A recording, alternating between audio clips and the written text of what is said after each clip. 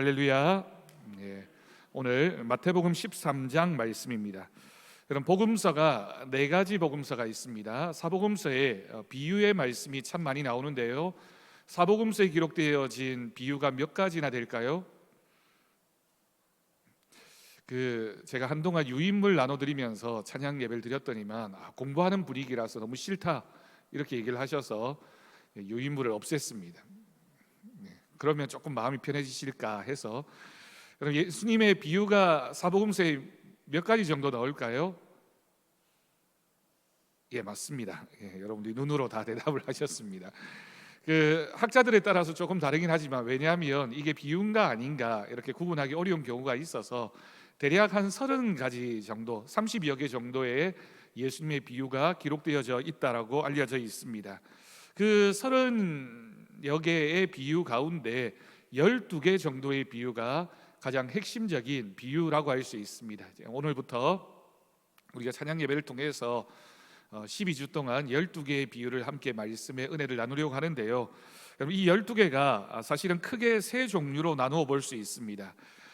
예수님의 비유 전체도 사실은 이렇게 나눌 수 있는데, 첫 번째 예수님의 비유는 하나님의 나라에 대한 비유가 참 많이 있습니다. 하나님의 나라에 대한 비유가 어떤 것이 있나요? 우리가 오늘 읽은 이 말씀, 씨 뿌리는 자의 비유도 하나님 나라에 대한 비유라고 할 수 있고요. 또 가라지 비유, 또 하나님 나라에 관한 비유고요. 겨자씨와 누룩의 비유, 그리고 포도원 품꾼에 관한 비유도 이 네 가지 정도가 대표적인 하나님 나라가 어떤 나라인가를 알려주는 예수님의 비유입니다. 또 그런가 하면 제자의 삶, 예수님의 모습을 따르는 제자의 삶이 어떠해야 하는지에 대한 비유의 내용들도 복음서에 한 5개 정도 대표적으로 기록되어져 있습니다. 선한 사마리아인의 비유가 제자가 어떤 사람인가, 또 잃은 양, 드라크마, 또 우리가 탕자의 비유로 알려진 둘째 아들의 비유, 사실은 세 가지 비유인데 내용은 동일하게 잃어버린 것에 대한 다시 회복하시고 찾으심에 대한 비유의 내용을 기록하고 있습니다. 누가복음 15장에 나오죠. 그리고 1만 달란트 빚진 자의 비유, 어떤 비유인지 아마 다 아실 거라고 생각이 듭니다. 그리고 부자와 나사로의 비유도 우리가 이 땅에 사는 동안 어떻게 살아가야 하는지에 대한 비유의 말씀이고요. 그리고 두 아들의 비유, 첫 번째 아들은 하겠습니다라고 했다가 하지 않은 아들과 하지 않겠다라고 했다가 하게 된 그 아들의 비유도 예수님의 비유 중에 하나입니다. 마지막 세 번째 종류의 비유가 예수님이 이 땅의 마지막 날 종말과 심판에 관한 내용을 알려주시기 위해서 사용하신 비유가 대표적으로 세 가지가 있습니다.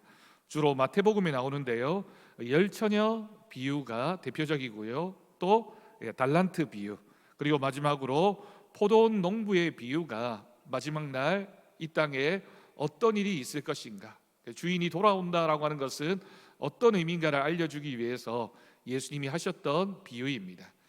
여러분, 이렇게 설명드리니까 12가지가 다 분류가 되셨습니까? 하나씩 우리가 말씀을 통해 함께하게 될 테니까 이제 하나씩 다루면서 다 이해할 수 있으리라고 생각이 듭니다. 여러분, 성경에 조금 전에 말씀드린 대로 30개가 넘는 여러 가지 비유가 있는데 왜 예수님은 비유로 말씀하셨을까요? 이 비유가 뭐길래 예수님이 비유를 사용하셨을까? 여러분, 오늘 우리가 읽은 본문의 9절을 보면 사실은 왜 예수님이 비유를 말씀하셨는지 이해할 수 있습니다. 9절에 뭐라고 기록되어져 있냐면 귀 있는 자는 들으라 라고 기록되어져 있습니다. 여러분, 여기에 기록되어진 귀는 우리 귀, 저는 귀가 조금 작은 편인데 귀가 좀 큰 분들이 잘 산다고 하대요. 귀가 커야 재물도 들어오고 이렇게 명예도 얻고 그렇다고 하는데 저는 귀가 작아서 그런지 그런 복은 별로 있어야 될 텐데 큰일입니다. 귀를 어떻게 늘릴 수도 없는 거고. 이 귀를 말하는 걸까요? 그렇지는 않습니다. 여기서 말하는 귀는 물론 우리가 잘 듣는다라는 의미도 있지만 하나님의 말씀을, 그 의미를 우리가 잘 이해하는 것, 마음에 잘 새겨듣고 그 말씀대로 살아가는 것이 귀 있는 자에게 주어지는 복이라고 할 수 있는 거죠. 그러면 비유가 왜 귀 있는 자라는 말과 관계가 되어져 있을까요? 예수님께서 하나님의 나라든 또는 제자의 삶이든 아니면 종말이나 심판에 관한 말씀이든 이런 것들을 들려주실 때 그냥 말씀하시면 이해하기가 어려웠던 겁니다. 그래서 비유를 통해서 좀 쉽게 접근하기 위해서 예수님이 비유를 말씀해 주셨습니다. 특히나 예수님이 사용하신 비유가 대부분 천국이 어떤 곳이냐, 하나님의 나라, 종말 심판이든 천국에 관한 이야기를 하실 때 비유를 많이 사용하셨죠. 그런데 이 천국은 사실 우리 인간들이 경험할 수 없는 곳입니다. 그죠? 천국에 갔다 와 보신 분 있나요? 네, 종종 물론 이제 우리가 간증하시는 거 들으면 내가 죽었다가 아니면 꿈의 환상 가운데 이렇게 말씀하시지만 사실은 천국에 갔다 온 사람은 아무도 없습니다. 그렇기 때문에 인간이 하나님의 나라를 이해한다는 건 원래부터 어려울 수밖에 없는 거죠. 그래서 예수님이 비유를 통해서 말씀해 주셨습니다. 눈에 보이지 않는 영적인 세계를 우리가 마치 눈으로 보는 것처럼 이렇게 알게 하시기 위해서 비유를 사용하셨다라고 하는 겁니다. 두 번째가 또 중요합니다. 예수님이 왜 비유를 사용하셨느냐? 두 번째는 듣는 자의 마음을 드러내기 위한 시험이었다라고 하는 겁니다. 제 아들이 예수님께 와서 예수님 왜 자꾸만 비유로 말씀하십니까? 라고 물었을 때 마태복음 13장 10절에 제 아들이 질문을 했거든요. 그때 11절에서 예수님 뭐라고 말씀하셨냐면 하늘나라의 비밀을 아는 것이 너희에게는 허락되었으나 그들에게는 아니 되었다라고 말씀하셨습니다. 그러니까 비유를 말씀하신 목적이 그 말씀을 듣고 하나님의 나라를 잘 듣고 이해하는 사람에게는 귀한 말씀, 귀한 복음이 되지만 믿음이 없는 사람에게는 오히려 그 하나님의 나라를 숨기기 위해서, 알려주지 않게 하기 위해서 비유를 사용하셨다라고 하는 겁니다. 그래서 비유라고 하는 것은 단순한 예수님의 말씀이 아니라 듣는 자가 어떤 영적인 태도를 가지고 그 말씀을 듣고 있는지 영적인 거울이라고 할 수 있겠습니다. 또 비유가 가지고 있는 세 번째 특징이 있습니다. 이 비유는 일상 속의 경험을 통해서 깊은 교훈을 주시는 경우가 많이 있었습니다. 예수님의 비유가 사실은 굉장히 우리 주변에서, 물론 이제 우리하고 시대도 다르고 문화도 다르기 때문에 오늘 우리가 경험할 수 있는 내용들은 아니지만 예수님 당시에는 쉽게 주변에서 경험할 수 있는 이야기들을 많이 하셨던 거죠. 농사라든지 어부의 모습이라든지 또는 상거래의 모습 또는 가정에 대한 여러 비유들을 통해서 삶의 현장에서 경험하고 있는 이야기들을 하나님의 나라, 제자의 삶, 천국과 그리고 심판, 종말에 대한 얘기를 들려주시기 위하여 사용하셨다. 비유는 일상생활에서 쉽게 경험할 수 있는 이야기였다라고 하는 겁니다. 그리고 네 번째는 기억하기 쉽고 마음에 새겨지는 방식이었다라고 하는 겁니다. 여러분, 교회를 조금 오래 다니신 분들은 아까 제가 12가지 비유를 쭉 설명을 했는데 사실 우리가 신약 성경 전체를 다 잘 알지 못하지만 예수님의 비유는 제목만 들어도 이런 내용이구나 라고 하는 것을 알고 있습니다. 왜 그러냐면 비유가 기억하기 쉽게 또 마음에 잘 이렇게 떠올릴 만한 그런 이야기 구조로 되어져 있기 때문에 짧은 이야기이지만 그 이야기를 들으면 그 이야기가 어떤 내용인지를 쉽게 파악할 수 있다라고 하는 겁니다. 마지막으로 예수님이 비유를 말씀하셨던 이유는 심판과 은혜라고 하는 기독교에 있어서 가장 핵심이 되는 복음에 대한 진리를 알려주기 위해서, 심판이 어떤 것인지 또 하나님의 은혜는 어떤 것인지 극명하게, 그런 비유는 사실 참 많이 대조라는 방법을 사용하거든요. 그래서 오른편, 왼편, 양과 염소 이런 것들을 통해서 대조적인 어떤 이미지, 개념들을 통해서 하나님의 심판과 구원을 동시에 선포하는 수단으로서 비유가 사용되어졌다라고 하는 겁니다. 자, 오늘 말씀은 그 12개의 비유 가운데 첫 번째 비유인 씨 뿌리는 자의 비유라고 하는 내용입니다. 사실 여러분, 이 비유는 우리가 참 많이 들었던 내용이고요. 아마 주일학교를 다녔던 분들이라면 주일학교 때도 이 내용은 많이 들으셨을 겁니다. 예수님께서 어느 날 바닷가에 앉으셨고요, 배 위에 앉으셔서 물가에 있는 사람들을 향해서 하나님 나라를 가르쳐 주십니다. 예수님이 비유로 말씀하셨습니다. 특히나 이 당시에 이스라엘 사람들이 잘 알고 있었던 농사 짓는 모습을 통해서 하나님 나라가 어떤 나라인지를 알려주시는 거죠. 여러분, 대구가 큰 도시인데 저희 교회는 이게 농사를 짓는 분들이 꽤 있습니다. 제가 이렇게 들어보니까 뭐 요즘에 바쁘시다, 왜 바쁘냐고 물어보면 대부분 뭐 그런 일로 바쁜 경우도 종종 있으시더라고요. 제가 그런 이야기를 들었습니다. 농사를 잘 짓고 못 짓고는 농부가 얼마나 거기에 많이 들여다보고 많이 이제 찾아가느냐에 따라 달려 있다라고 하는 거죠.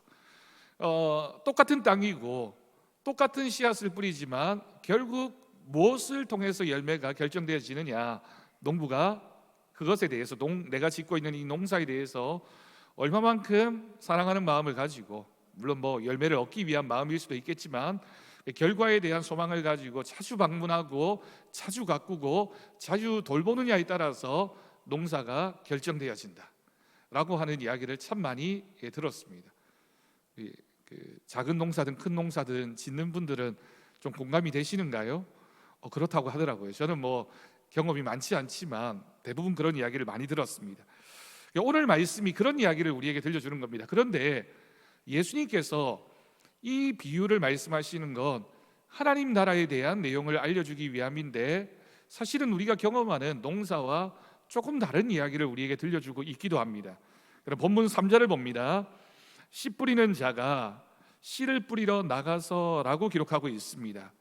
여러분, 씨 뿌리는 자가 씨를 뿌리러 나갔습니다. 그러면 이 씨 뿌리는 자도 동일하고요, 지금 뿌려지고 있는 씨앗도 동일합니다. 그러면 오늘 비유에서 다른 점은 뭡니까? 이 씨를 뿌리는 땅이 이제 몇 가지로 다르다라고 하는 것이 오늘 비유의 핵심이라고 할 수 있겠네요.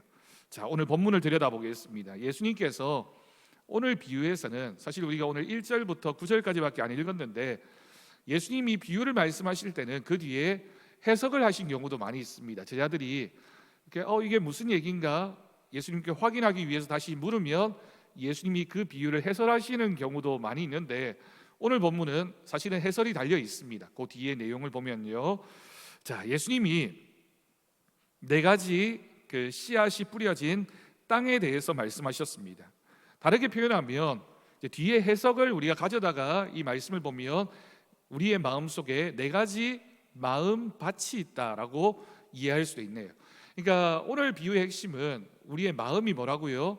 씨앗이 뿌려진 각자의 땅이다. 그래서 땅의 종류가 다른 것처럼 우리의 마음도, 마음의 밭도 종류가 네 가지 정도로 다르다라고 하는 것을 예수님이 이 비유를 통해서 말씀하십니다. 그럼 첫 번째 밭은, 첫 번째 땅은 어떤 땅이었습니까? 길가라고 하는 땅이었고요, 이 길가는 뒤에 보면 이 마음을 가리켜서 굳어진 마음, 딱딱한 마음을 길가라고 표현하고 있습니다. 씨가 떨어졌습니다. 그런데 씨가 그 땅에 떨어져서 그 땅을 파고 들어가서 뭔가 변화하기 전에 어떤 일이 벌어지게 됩니까? 새들이 와서 먹어버렸습니다. 그래서 19절을 보면 이런 일들을 가리켜서 예수님 뭐라고 말씀하시냐면, 말씀을 듣고도 깨닫지 못했을 때 악한 자가 와서 빼앗아가는 것이라고 말씀하셨습니다. 그러면서 이 굳어진 마음이 뭐냐, 요즘식으로 설명하면 이런 내용이겠죠. 말씀에 관심이 없는 사람들. 그러니까 똑같이 예배를 드리고 설교 말씀을 듣지만 그 말씀에 시당초 관심이 없는 겁니다. 그러니까 말씀이 똑같이 선포되어지지만 관심이 없으니까 그 말이 들려지지 않는 겁니다. 여러분, 부부간에 종종 그런 대화하지 않나요? 한참 이렇게 얘기를 했는데 그 말을 이해를 못하거나 반응이 없으면 내 말 좀 들어라고 하는 이야기 들어보셨습니까? 저는 집에서 자주 듣는 얘기인데, 분명히 제 아내가 저한테 무슨 말을 많이 했어요. 그런데 저한테는 하나도 안 들린 겁니다. 그러니까 저를 보고는 자기 말을 들으래요. 저는 듣고 있었는 것 같은데 듣고 있지 않았습니다. 왜 듣고 있지 않았습니까?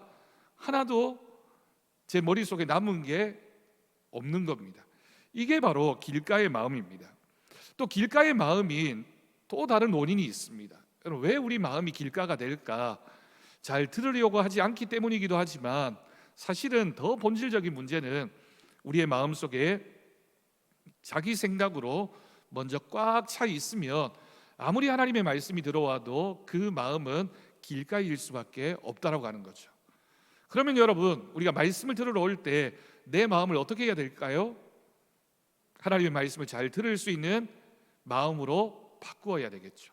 이걸 구약 성경, 특히 예언서에서는 이 말을 어떻게 표현하고 있냐면 너의 묵은 땅을 기경하라라고 하는 표현으로 사용합니다. 기경이 뭡니까? 땅을 이렇게 다 파서 엎어 헤치는 거죠. 그래야지만 어떻게 된다고요? 그 말씀의 씨앗이 우리의 마음밭에 잘 뿌려질 수가 있습니다. 그러면 우리가 말씀을 들을 때 내 생각을 일단 어떻게 해야 된다고요?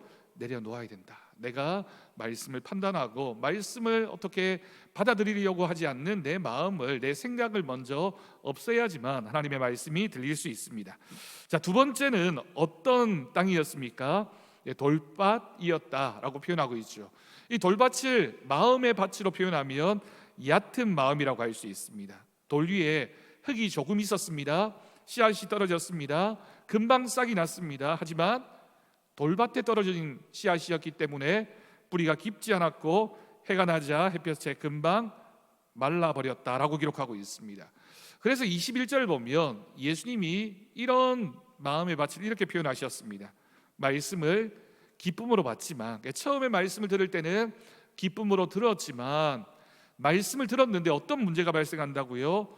환난이나 박해가 찾아오면 곧 넘어지는 사람이 바로 이런 마음의 밭을 가진 사람이다 라고 표현하는 거죠.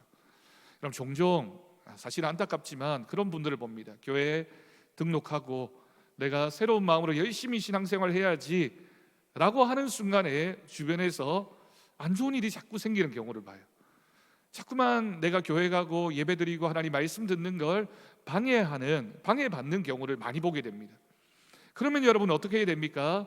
그런 방해나 시험이나 환난을 이겨내고 나면 그 다음에는 훨씬 더 그 마음이 하나님의 말씀을 들을 만한 마음으로 바뀌게 되는데, 우리는 너무 쉽게 우리의 마음이 돌밭과 같아서 말씀이 떨어져서 금방 이렇게 기쁨이 있는 것 같지만 얼마 지나지 않아서 시험이나 환난이 찾아왔을 때 그 마음의 밭이 결국은 싹이 나지 못하고 자라지 못하고 열매를 맺지 못하는 모습일 때가 많이 있다라고 하는 겁니다.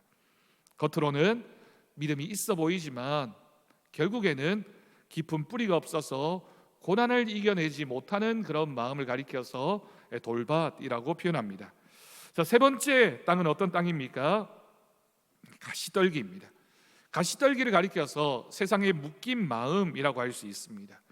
여러분, 여기에 기록되어진 이 가시에 대해서 예수님은 22절을 보면요, 세상의 염려와 재물의 유혹이라고 표현합니다. 우리가 살아가면서 염려하는 것 또는 우리를 유혹하는 것 많이 있습니다. 없는 사람이 없어요. 그런데 그게 가시처럼 가시떨기가 되어서 우리의 믿음이 자라는 것을 방해합니다. 그럼에도 불구하고 이겨내는 사람이 있는가 하면 그 가시 때문에 믿음이 멈추는 경우가 있습니다. 여러분, 세상에 대해서 걱정하는 것 누구나 그럴 수밖에 없지만 그 걱정이 우리의 믿음을 방해합니다. 그러면 그 걱정을 어떻게 해야 될까요? 그 걱정을 떨쳐버려야 되겠죠. 그 걱정을 떨쳐버리려면 어떻게 해야 됩니까? 하나님의 말씀을 붙잡아야 되고 하나님 편에서 내 삶을 바라보아야 합니다.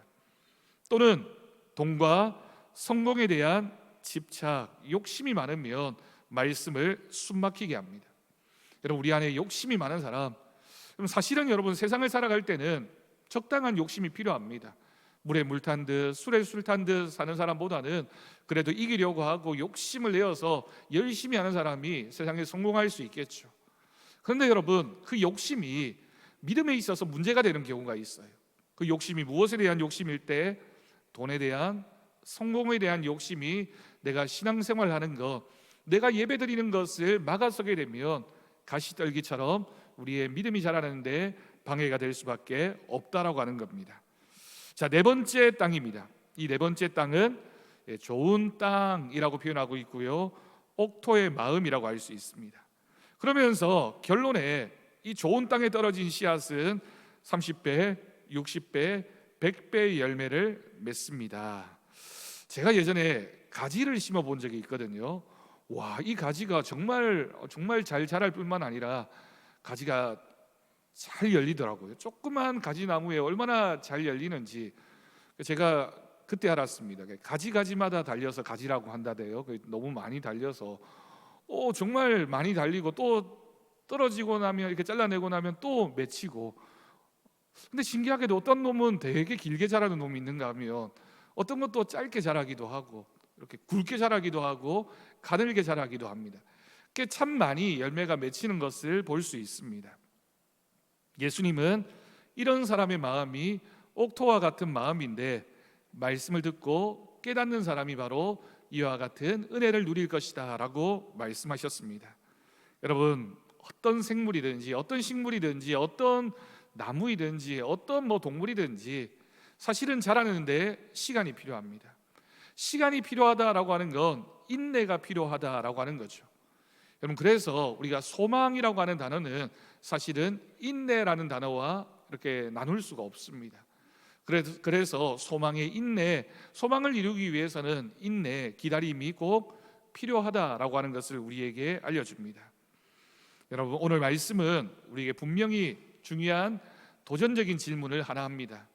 어떤 질문이냐면 예수님의 비유 가운데 이 네 가지 밭이 있는데 그 마음의 밭 중에 너는 어떤 마음 밭이냐라고 하는 질문을 우리에게 던져주고 있는 거죠. 예수님께서 이 비유를 말씀하신 건 여기 있는 사람들 중에 이런 사람 저런 사람 네 가지 마음의 밭이 있어 분류하기 위해서 하신 말씀이 아닙니다. 예수님이 이 비유를 말씀하신 건 너희 마음의 상태가 지금 어떠냐, 너희 마음의 밭은 어떤 마음이냐. 그러면 예수님이 원하시는 건 뭘까요? 네가 길가니까, 아니면 가시떨기니까, 또는 딱딱한 땅이니까, 아니면 그런 땅이니까 그대로 있어, 너는 어쩔 수 없는 거야 라는 뜻이 아니라 어떻게 하라고 얘기하시는 겁니까? 너의 마음의 밭을 잘 바꾸어서 좋은 땅이 되면 그 마음의 밭에 뿌려진 씨앗은 반드시 많은 열매를 맺게 될 테니 너의 마음의 밭을 이런 마음의 밭으로 바꿔야 된다라는 말씀으로 우리 주님이 들려주셨습니다. 여러분, 우리에게 이런 마음의 밭을 바꾸기 위해서 마음을 갈아엎는 회개가 필요합니다. 또 말씀을 뿌리 깊게 내리기 위한 훈련도 필요합니다. 여러분, 말씀이 여러 번 들었다라고 하는 것도 중요하지만 그 들은 말씀을 확실하게 우리가 마음의 밭에 뿌리 내릴 수 있도록 붙잡으려고 하는 마음이 필요한 거죠. 그래서 주일날 또는 우리가 예배 시간, 기도의 시간에 말씀을 들으면 이 말씀을 내가 꼭 붙잡아야지, 그런 믿음의 열심을 가지고 그 말씀을 듣고 그 말씀을 확신 가운데 가할 때 그 말씀이 우리에게 깊이 뿌리 내리는 은혜가 있을 줄로 믿습니다. 그리고 우리의 마음의 밭이 하나님이 원하시는 좋은 땅이 되기 위해서는 세상의 염려와 욕심을 버리는 결단도 필요합니다. 여러분, 하나님과 세상을, 하나님과 돈을, 재물을 겸하여 섬길 수가 없습니다. 믿음은 사실 양자택일입니다. 하나님이냐 세상이냐, 그 중간에 누군가가 나는 둘 다라고 얘기할 수가 없다라고 하는 거죠. 그러면 우리가 하나님의 나라를 얻기 위해서는 세상의 염려와 욕심을 버리는 결단이 꼭 있어야 합니다. 우리 인생에, 우리의 신앙에, 우리의 믿음을 방해하고 있는 가시떨기, 돌짝, 그리고 길가와 같은 딱딱한 마음, 이런 마음들이 부분 다 있다면 그런 부분들을 잘 바꾸고 잘 개간하고 잘 기경해서 하나님이 원하시는 옥토와 같은 마음의 옥토를 우리가 준비할 수 있기를 간절히 바랍니다. 여러분, 오늘 말씀 꼭 기억하십시오. 우리의 영적인 상태가 사실은 이 네 가지 땅 중에 하나일 수 있고요, 아니면 우리의 마음의 밭도 자꾸만 변하기도 합니다. 아니면 우리의 마음의 밭이 이렇게 넓은 마음이라면 그 중에 어떤 부분은, 어떤 영역에 있어서는 우리가 옥토인 마음도 있고, 어떤 부분에는 세상의 염려와 걱정을 가지고 살아가고 있는 부분도 있고요, 또 어떤 부분은 가시떨기, 어떤 부분은 길가, 어떤 부분은 돌짝과 같은 마음일 수 있습니다. 하지만 우리의 마음의 밭을 잘 바꾸어서 우리의 마음 전체, 우리의 마음의 밭의 전부가 다 좋은 땅이 되어서 어디에 무엇을 심든지 하나님께서 원하시는 많은 열매들, 30배, 60배, 100배의 결실을 맺는 우리 더사랑교회 성도들이 될 수 있길 바랍니다. 많은 열매를 맺어서 우리가 추수감사주일에도 또 우리가 우리의 삶을 통하여 하나님 앞에 영광과 기쁨을 올려드리는 우리 모두가 될 수 있기를 주님의 이름으로 축복합니다. 우리 찬송가